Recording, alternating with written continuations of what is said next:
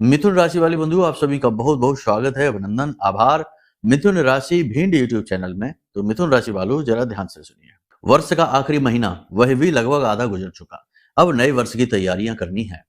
अपने जीवन काल में कुछ ऐसे बदलाव करने हैं जो नया वर्ष आपके जीवन के अनुसार, आपके मनोभाव और आपके खुद के व्यक्तित्व के अनुसार वाइब्रेट करे और आप उससे मैच कर सके। कहने का मतलब यह है कि यदि आपकी तरंगे नए वर्ष के तरंगों से मैच करती हैं तो आप बहुत तरक्की करेंगे।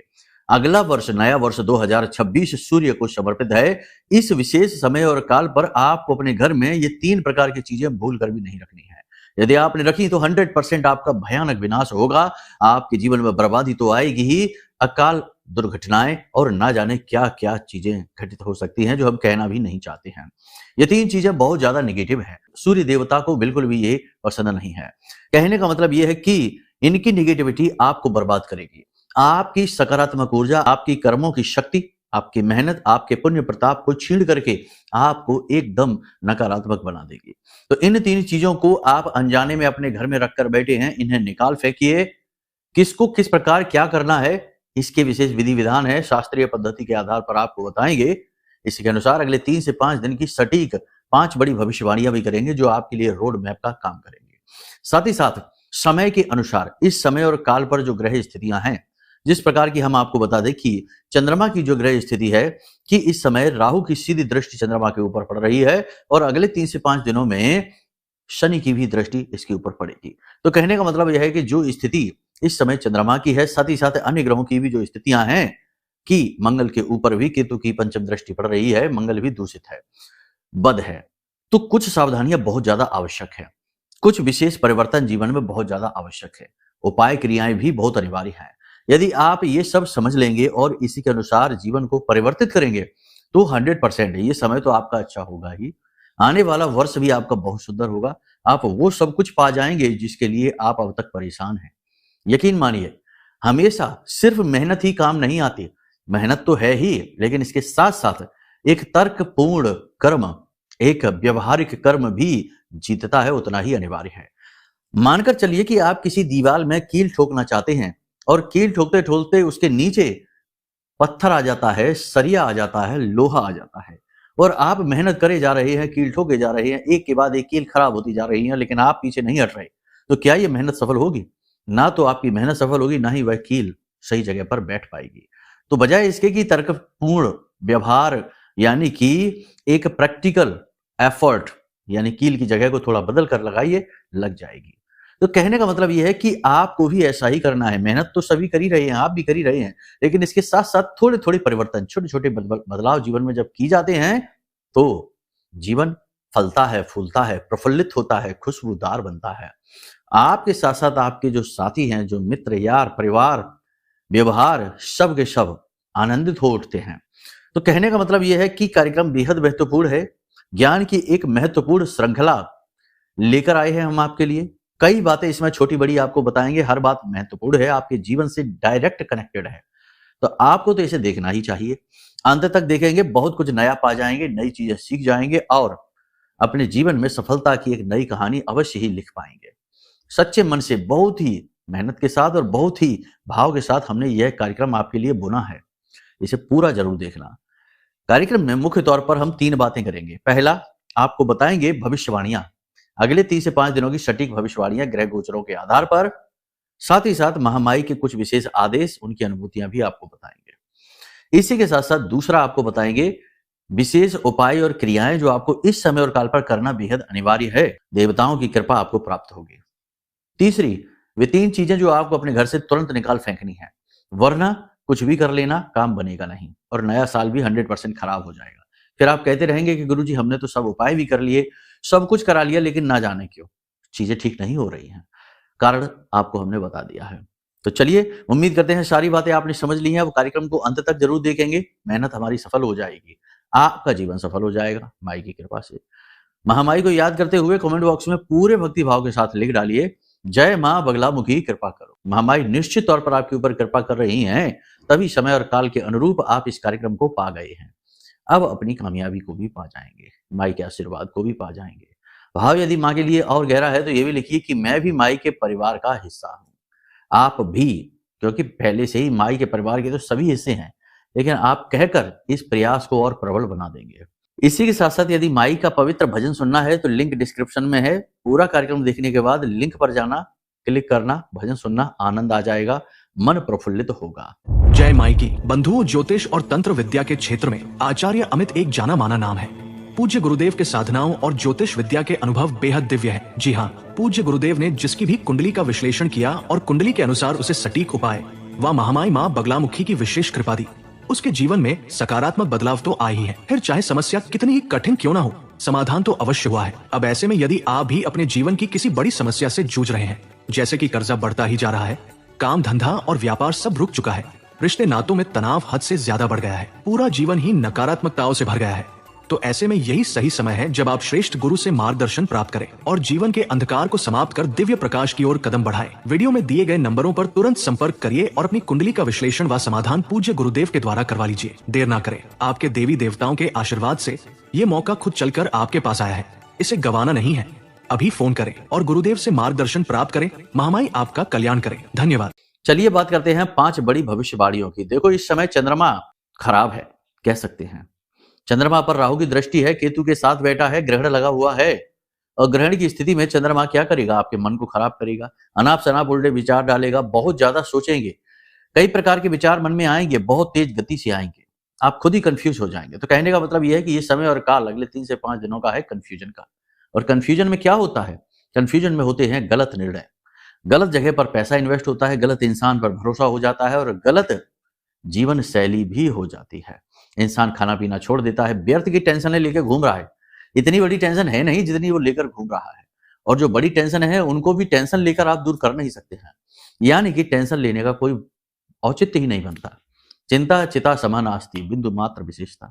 चिंता का कोई औचित्य बनता ही नहीं है। प्रयास करिए, एक व्यवहारिक प्रयास, प्रैक्टिकल अप्रोच आपको विजयी कराएगी। और वो आप कैसे कर पाएंगे? चंद्रमा अभी प्रतिकूल जरूर है, लेकिन ऐसा नहीं है कि चंद्रमा यदि कमजोर है तो वो आपको वीक करेगा ही करेगा, करेगा बिल्कुल। लेकिन अगर आप अपनी ऊर्जा को बदल देते हैं, सीधी सी बात है, आप समझिए, आप अपनी ऊर्जा को बदल देते, जैसे बारिश हो रही है तो गीले तो सब होंगे ही होंगे, ऐसा नहीं है जो भी बारिश में जाएगा वो गीला होगा। लेकिन यदि आप छाता ले लेते हैं, छतरी ले लेते हैं, या किसी ऐसे वाहन में बैठ जाते हैं जिसमें छत है, जैसे कार है, तो आप बारिश से बच जाएंगे, गीले नहीं होंगे, है ना। तो वैसे ही आप अपनी अप्रोच को बदलेंगे। तो आप कैसे अपनी अप्रोच को? देखो, 50 तरीके की बातें सोचना बंद करो, जो मन में आ रहा है वो करना बंद करो, व्यवहार को नियंत्रित करो, एकाग्र हो जाओ, आंखें बंद करके बैठना सीखो, ध्यान की मुद्रा में बैठना सीखो, अपने आप को समेटना सीखो, इतना ज्यादा ना फैलाओ, ठीक है। कोई इसकी आवश्यकता नहीं है। पूरी दुनिया की जिम्मेदारी, ठेकेदारी आपने नहीं ले रखी है। इसके साथ क्या हो रहा है, उसके साथ क्या हो रहा है, ऐसा क्यों हो रहा है, वैसा क्यों हो रहा है, यहां से ऐसा हो गया, अब ऐसा हो गया, पहले ऐसा था, हमारी जिंदगी पहले ऐसी थी, अब ऐसी होगी।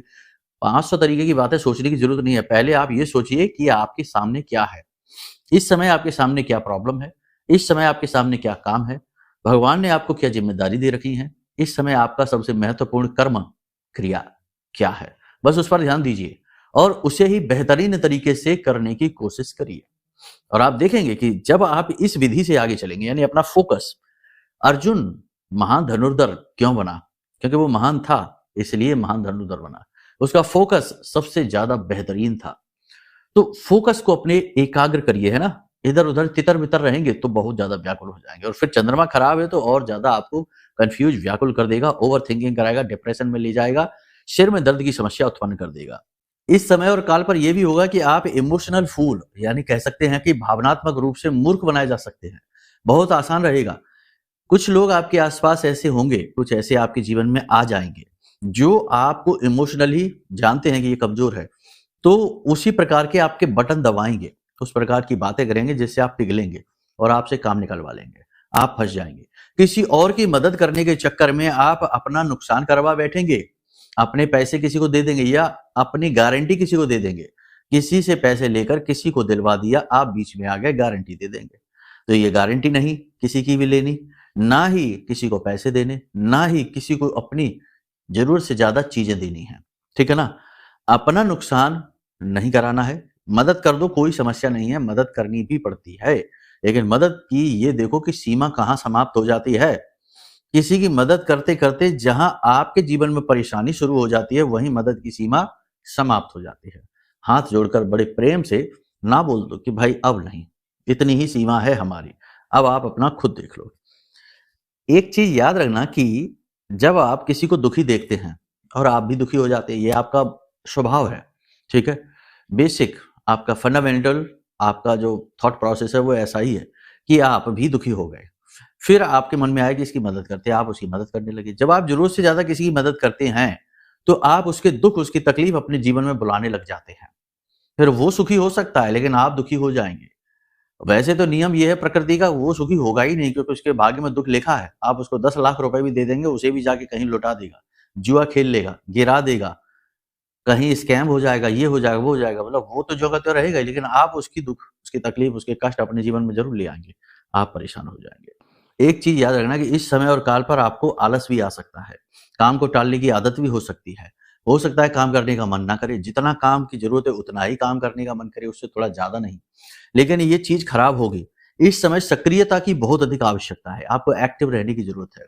दिमाग तो आपका एक्टिव है लेकिन गलत डायरेक्शन में, उसे सही दिशा में लेकर आइए। अपने करियर, अपने जीवन, अपने काम, अपने घर पर फोकस करिए और अपने स्वास्थ्य के ऊपर फोकस करिए। जिस समय जिस चीज की सबसे अधिक आवश्यकता है बस उस पर फोकस करिए, इधर उधर अपने दिमाग को डाइवर्ट ना करिए। फिर जितनी जहां जरूरत है उतनी वहां पर एफर्ट लगाइए, यानी सक्रियता, एक्टिविटी को भी आगे महत्व दीजिए। आलस को नहीं, काम के टालने को नहीं, नकारात्मक विचारों को नहीं, गलत सोच को नहीं, गलत लोगों को भी अपने जीवन में आने की अनुमति आपको नहीं देनी है। किसी भी प्रकार से लालच में नहीं पड़ना है, मन में वासना बढ़ेगी। शुक्र कहीं ना कहीं थोड़ा सा प्रभावित हो रहा है, सूर्य के साथ बैठा हुआ है, अच्छा भी है बुरा भी है। मन में वासना बढ़ाएगा, काम इच्छा को बढ़ाएगा, गलत प्रेम संबंधों में फंस सकते हो, गलत व्यक्ति से कांटेक्ट में आ सकते हो, दुरुपयोग हो सकता है। खास तौर से आपकी राशि की महिलाओं की बात कर रही हैं तो थोड़ा सा संभल कर और अपने मन पर नियंत्रण रखना है, अपनी भावनाओं पर नियंत्रण रखना है, वरना बुरे फंसेंगे। घूस रिश्वत देने की नौबत आए ना देना, ना लेना, और ना ही शॉर्टकट के चक्कर में पड़ना कि जल्दी से अमीर बन जाते हैं, यहाँ पैसा इन्वेस्ट कर लेते हैं, 6 महीने में डबल हो जाएगा, 2 महीने में डबल हो जाएगा। बहुत सी तो महान मूर्तियां आ जाती हैं जो कुंडली दिखाती हैं, कहती हैं कि हमसे कहा गया था गुरु जी कि एक ही महीने में पैसे डबल हो जाएंगे। तो ऐसा नहीं करना है, पैसा डबल करना ही नहीं है, ठीक है। आप तो बस अपना काम करिए। जब डबल ट्रिपल या 1000 100 गुना करना होगा वो ऊपर वाला करता रहेगा, वो उसका काम है। भगवान श्री कृष्ण ने क्या कहा है, आप अपना कर्म करिए बस। देना क्या है, कितना देना, कब देना, देना भी है कि नहीं देना है, ये भगवान ने अपने हाथ में रखा है। तो भगवान बनने की कोशिश ना करिए, ठीक है। आप बस अपना प्रयास करिए, मेहनत करते रहिए। सच्चे मन से किया गया प्रयास का फल भी सच्चा होता है, ये याद रखना, वरना तो शनिदेव की भूमिका ही समाप्त हो जाएगी। तो बस यहाँ पर मिलावटी विचार, मिलावटी कर्म नहीं करने हैं।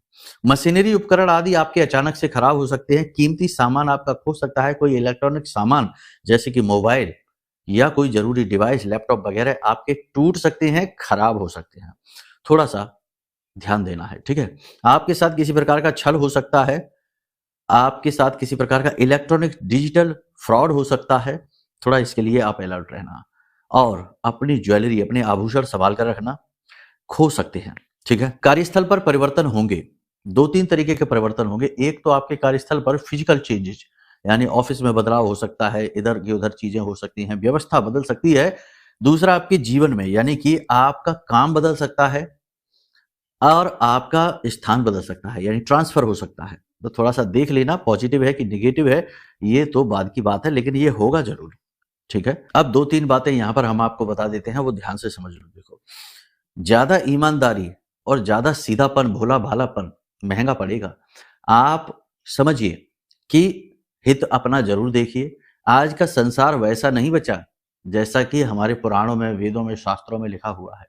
लोग अपनी बात के धनी हुआ करते थे, हमेशा जन कल्याण की बातें किया करते थे, सबके हित के बारे में सोचा करते थे। तब समय दूसरा था। अब लोग केवल स्व कल्याण के बारे में सोचते हैं, स्वहित के बारे में सोचते हैं और अपने अलावा किसी और के बारे में विचार ही नहीं है। यदि किसी और के हित के बारे में सोचेंगे भी तो 2% उसका हित होगा, 98% अपना हित होगा, तो किसी और के बारे में सोचेंगे।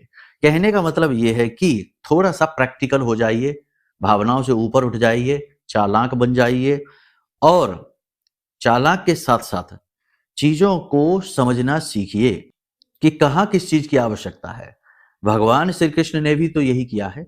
दुष्ट के सामने दुष्टता है, चालाक के सामने चालाकी है, और सीधे साधे भोले भाले लोगों के साथ भोला भालापन है। तो ये चीजें आपको भी समझनी पड़ेगी।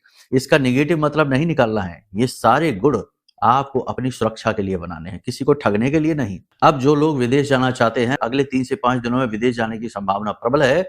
बस अपनी मेहनत, अपने डॉक्यूमेंट्स, अपना काम ईमानदारी से करते रहना, ठीक है ना। कहीं कमजोर पड़ेंगे तो रुक सकते हैं। एफर्ट, प्रयास पूरे चाहिए होंगे। ऑनलाइन किसी प्रकार की कोई सक्सेस भी मिल सकती है। जो लोग ऑनलाइन काम कर रहे हैं, ऑनलाइन फील्ड जो है तमाम तरीके के उनमें एक्टिव हैं, काम कर रहे हैं, वहां पर सफलता मिलेगी, कामयाबी मिल जाएगी। जॉब के लिए जो परेशान घूम रहे हैं, जॉब के पूरे आसार हैं, जॉब बनेंगे, मिलेंगे।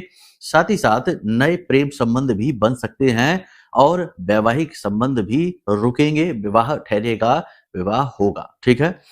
दाम्पत्य जीवन की बात करें तो जीवन साथी की सेहत में उतार चढ़ाव लगातार परेशान करेंगे। जीवन साथी आपकी अनसुनी करेंगे, आपसे बहस भी करेंगे। आपको ही धीरज से काम लेना होगा, समझौता करना होगा। शांति बनाए रखने के लिए आपको ही शांत रहना पड़ेगा, ठीक है। अब यहां पर सबसे बड़ी बात कि नशीले पदार्थों से दूर रहिए, नकारात्मक लोगों से दूर रहिए। एकांकी बनिए, लेकिन विचारशील होने के लिए। एकांकी बनिए, चिंता होने के लिए नहीं कि चिंतित हो रहे हैं, नहीं, विचारशील होने के लिए बनिए। अपने आप को कैसे और इम्प्रूव करें, ग्रो करें, इसके लिए। ये मत सोचना कि अब कितनी और मेहनत करनी होगी, इतना तो जीवन गुजर गया, अब कितना और क्या करना होगा। जब तक सांस है तब तक आस है और प्रयास है। तो ये मत सोचना कि जीवन में एक पल ऐसा आएगा, एक क्षण ऐसा, एक समय ऐसा आएगा जब कोई प्रयास नहीं करना, सब कुछ बैठे बैठे होगा। ऐसा नहीं होता। ये जीवन का कड़वा सच है कि जब तक है तब तक कुछ ना कुछ करते रहना ही पड़ेगा। तो ये आप इस बात को भी समझिए, प्रैक्टिकल होकर सोचिए, मैच्योर थिंकिंग चाहिए, ठीक है। वरना कमजोर चंद्रमा आपको बहुत रुलाएगा, बहुत दुखी करेगा, ठीक है। प्रलोभनों से बचना है, लालच में नहीं पड़ना है। सार तत्व में कहते हैं, 2-3 बातें आप ध्यान से समझिए। अपना विशेष ख्याल रखना है, अपनी सेहत का। यात्रा अचानक से हो सकती है, अपना विशेष ख्याल आप रखिए। आपके मन में धार्मिकता उत्पन्न होगी, लेकिन कहीं ना कहीं लगातार मेहनत से, लगातार संघर्षों से थकान भी होगी, चिढ़ भी होगी, झुंझलाहट भी हो सकती है। अपने आप को संभालना है, कड़वे शब्द नहीं बोलने हैं, वाणी को जितना हो सके नियंत्रित रखना है, ठीक है। अब बात करते हैं चीजों की जो आपको अपने घर से जरूर निकाल फेंकनी चाहिए। देखो, ध्यान से समझो कि आपके घर में क्या है। सबसे पहली चीज कि भगवान की कोई भी मूर्ति या फोटो या तस्वीर टूटी फटी है। बहुत सारे लोग ऐसे होते हैं जिनके घर में डेकोरेशन में लगे हुए हैं, भगवान श्री कृष्ण की फोटो लगी है, राधा रानी के साथ लगी हुई है, या तमाम हनुमान जी की फोटो लगी है, और वो फोटोएं थोड़ी थोड़ी कट फट जाती हैं, लेकिन लोग तब भी लगाए चले जा रहे हैं। वो क्या कर रहे हैं, क्यों कर रहे हैं? तो यहाँ पर आपको ये समझना होगा कि देखो, जो चीज पॉजिटिव है वही चीज निगेटिव भी बन जाती है। कहाँ बनती है, कैसे बनती है, ये चीज आपको समझनी होगी। शास्त्रों में सब लिखा है, गुरुजन सब बताते रहते हैं। तो निगेटिव चीज अपने घर में आप रखोगे तो उसकी नकारात्मक ऊर्जा लगातार इमिट हो रही है, उत्सर्जित हो रही है, और वो आपको प्रभावित कर रही है। ऊर्जाएं प्रभावित करती ही हैं। ये कभी मत सोचना कि यार चीजों से क्या हो जाता है, बिल्कुल होता ही है, 101% होता है, ठीक है। छोटा सा उदाहरण है, आप देखिए, हम पहले भी बता चुके हैं। वस्त्र, आप बिल्कुल सफेद कपड़े पहनिए, सफेद कुर्ता पजामा या सफेद कुछ भी, बिल्कुल सफेद सुंदर से कपड़े पहनिए। चलो सफेद छोड़ो, बहुत ही सुंदर से, बहुत ही अच्छे आकर्षक कपड़े पहनिए, और आप देखिए कि आपका मन कैसा होता है। अच्छा मन हो जाएगा, ठीक है ना। एनर्जेटिक फील होने लगेगा। नए कपड़े पहनेंगे, अच्छे कपड़े पहनेंगे, सुंदर कपड़े पहनेंगे, एनर्जेटिक फील होगा। वहीं उसी की जगह पे बिल्कुल पुराने से घिसे हुए कपड़े पहन लीजिए, बहुत ही पुराने से घिसे पिटे से कपड़े पहन लीजिए। रिलैक्स हो जाएंगे, आलस आ जाएगा, थकान आ जाएगी, लेटने का मन करने लगेगा, सुस्त होके बैठ जाओगे, है ना। तो चीजों से प्रभाव पड़ा कि नहीं, ऊर्जा तुरंत परिवर्तित हो जाती है। तो चीजों का प्रभाव है। तो तस्वीरें जो आपने रखी हैं अपने घर में, ढूंढिए उनको। कोई भगवान की तस्वीर, कोई मूर्ति खंडित तो नहीं हो गई है, टूट फूट तो नहीं गई है, निकालिए उसको, फेंकिए नहीं। इज्जत के साथ, सम्मान के साथ उसे रखिए किसी थैली में, और फिर बहते हुए जल में प्रेम से विसर्जित कर दीजिए। उस मूर्ति फोटो में भगवान तो वैसे भी नहीं है, ठीक है, वो तो जा चुके। जैसे ही वो खंडित हुई, भगवान गए, अब उसमें भूत है, तो उसे विसर्जित कर दो, ठीक है। अस्थि कलश, बहुत सारे लोग रखे रहते हैं अस्थि कलश, जाएंगे तब विसर्जित करेंगे, जाएंगे तब विसर्जित करेंगे, रखा हुआ है। अरे नहीं भाई, जिसको जाना था वो जा चुका, अब उससे जुड़ी चीज डायरेक्ट कनेक्टेड है, वो चीज न रखो, वरना अब प्रेत आएंगे, पिशाच आएंगे, नकारात्मकता आएगी, तो इसे विसर्जित कर देना, ठीक है, अस्थि कलश। इसी के साथ साथ कोई शोक पत्र देखिए, कभी कभी शोक पत्र आ जाते हैं घर में, लोग रख लेते हैं, नहीं, शोक पत्र घर के बाहर रखा जाता है। शोक पत्र देखिए, कोई कबाड़, इलेक्ट्रॉनिक सामान टूटा फूटा, खराब इलेक्ट्रॉनिक सामान घर में ढूंढिए, निकाल कर फेंकिए। सूखे पौधे, पौधे ऐसे हैं जो सूख चुके हैं लेकिन तब भी लगे हुए हैं, निकाल फेंकिए, बुध खराब हो जाएगा आपका। इसी के साथ साथ पुरखे पूर्वजों की तस्वीर मंदिर में लगा रखी है, पूजा घर में लगा रखी है। बहुत से लोगों ने तो अपने गुरुजनों की तस्वीर भगवान के बगल से लगा रखी है, भगवान के ऊपर लगा रखी है, भगवान नीचे बैठे हैं, गुरुजन की तस्वीर ऊपर लगी है और हाथ जोड़ते हैं गुरु। अरे ठीक है, गुरु जी हैं, गुरु ब्रह्मा, गुरु विष्णु, गुरु देवो महेश्वरा, बिल्कुल हैं, कोई इसमें शक नहीं है। हम नहीं कहते कि आप उनका अपमान करो, लेकिन आप सोचो कि क्या गुरु भगवान से ऊपर हो गए हैं?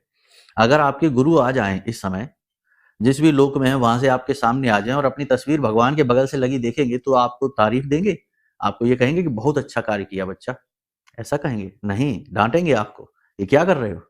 जिनकी उन्होंने पूजा की उनके बगल में उनकी ही तस्वीर लगा दी, तो ये पाप कर्म नहीं करना है, इससे उनको भी पाप लगता है, दोष उत्पन्न होता है और आपको तो खैर लगेगा ही लगेगा, तो ये नहीं करना है।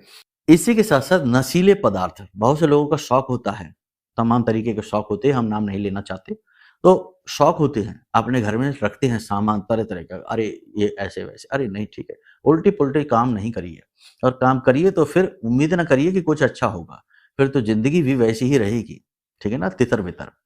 जब तक सुधरोगे नहीं तब तक कुछ बनोगे नहीं, और जब सुधरे नहीं हो और तब भी बनने जैसा अनुभव हो रहा है, तो वो असल में आपके संचित पुण्य कर्म हैं जो आप खर्च कर रही हैं, आपका बैंक बैलेंस है। जिस दिन खत्म हो जाएगा उस दिन धड़ाम से नीचे आ गिरोगे और फिर उठने का कोई मौका भी नहीं लगेगा, क्योंकि पाप कर्म भी संचित हो रहे हैं, फिर ये भुगतोगे, ठीक है। तो कर्म का नियम समझ लेना, ऐसे कर्म ना करना कि बाद में रोना पड़े। यहां तक सारी बातें आपने समझ ली हैं, अब उपायों की बात करते हैं। ये सबसे महत्वपूर्ण है, इस समय और काल पर उपाय करिए। इत्र, गुलाब का, केवड़े का, कोई भी मिल जाए, कोई भी इत्र अपने शुक्र पर्वत पर यहां लगाइए दोनों हाथों में, और धीरे धीरे हल्के हल्के हाथों से मसाज करिए। कोई मंत्र नहीं, कोई कुछ नहीं, थोड़ा सा इत्र अपने इधर गर्दन के इस भाग में और गर्दन के इस भाग में जरूर लगाइए, बहुत ज्यादा आवश्यक है। शुक्र एक्टिवेट होगा, धन संपत्ति आएगी, मानसिक सुख शांति आएगी, रिश्तों में प्रेम बढ़ेगा, पैसे का फ्लो बनेगा, ठीक है। शुक्र को एक्टिवेट कर लिया हमने। प्रतिदिन मंदिर जाइए, शुक्र को एक्टिवेट करने की दूसरी विधि, प्रतिदिन मंदिर जाइए, भगवान भोलेनाथ के मंदिर जाइए, 5 बेल पत्र चढ़ाइए, हल्दी से टीका करके बेल पत्र को फिर चढ़ाना है, ठीक है। 5 बेल पत्र प्रतिदिन, अगले 3 से 5 दिन जाइए मंदिर, शुक्र भी ठीक हो गया और भोले बाबा की कृपा और आशीर्वाद। इसी के साथ साथ 2-3 चीजें हैं जो शिवलिंग पर आप जरूर चढ़ाइए, जैसे कि शहद, काले तिल और अनार का रस। यदि आपने ये 3-4 चीजें शिवलिंग पर चढ़ा दी, बेलपत्र भी चढ़ा दिया और अभिषेक कर दिया, तो समझो कि आपके वारे न्यारे हो गए।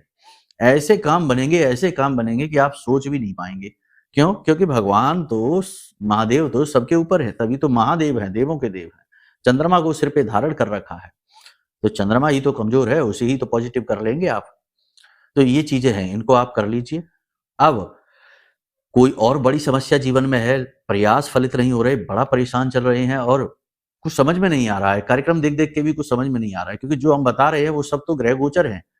कुंडली आपकी क्या कहती है, कुंडली आकलन जरूर करा लेना, क्योंकि समय काल भी बदल रहा है, वर्ष बदल रहा है, नई ऊर्जा का अनुभव करेंगे आप, नई फ्रीक्वेंसी, नई वाइब्रेशंस।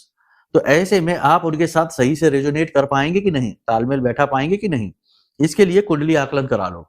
अभी सही समय और काल है। जो भी कुंडली के दोष हैं उनके उपाय करेंगे, दोष समाप्त हो जाएंगे, 10-15 दिन में बिल्कुल क्लीन हो जाएंगे आप, और नए कार्यों में सफलता के लिए तैयार नए वर्ष में। इसी के साथ साथ यह महारक्षा कवच है, इसे भी जरूर मंगवा लो, क्योंकि आपको सुरक्षा की बहुत अधिक आवश्यकता है। याद रखना, आप जैसे लोग शिकार बनते हैं, बनाते नहीं हैं, और ये दुनिया में लोग दुरुपयोग आप जैसों का करते हैं। तो आपको सुरक्षा की बहुत अधिक आवश्यकता है, ताकि कोई तंत्र मंत्र, नेगेटिविटी, नजर, टोना टोटका या फिर किसी की नकारात्मक सोच आपका कुछ बिगाड़ ना पाए। तो यह जो महारक्षा कवच है, ब्रह्मास्त्र विद्या मां बगलामुखी के विशेष मंत्रों से जागृत अभिमंत्रित है। हर कार्यक्रम में हम बोलते हैं, इसे तुरंत मंगवा लो और धारण कर लो। सुरक्षा आपकी हो गई, कुंडली आपकी बन गई, कुंडली के दोष मिट गए, अब भला तरक्की कौन रोकेगा। नए वर्ष में इतिहास लिख दोगे, इतनी तरक्की करोगे, ठीक है। बस उम्मीद है कि सारी बात आपने समझ ली है।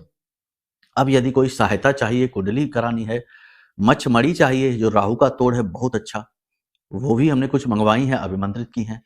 महारक्षा कवच चाहिए या किसी अन्य प्रकार के ज्ञान या नॉलेज चाहिए तो कोई बात नहीं है, वीडियो में नंबर है, फोन कर लेना, सब कुछ आपको बता देंगे। ठीक है, तो चलिए कार्यक्रम को यही विराम देते हैं।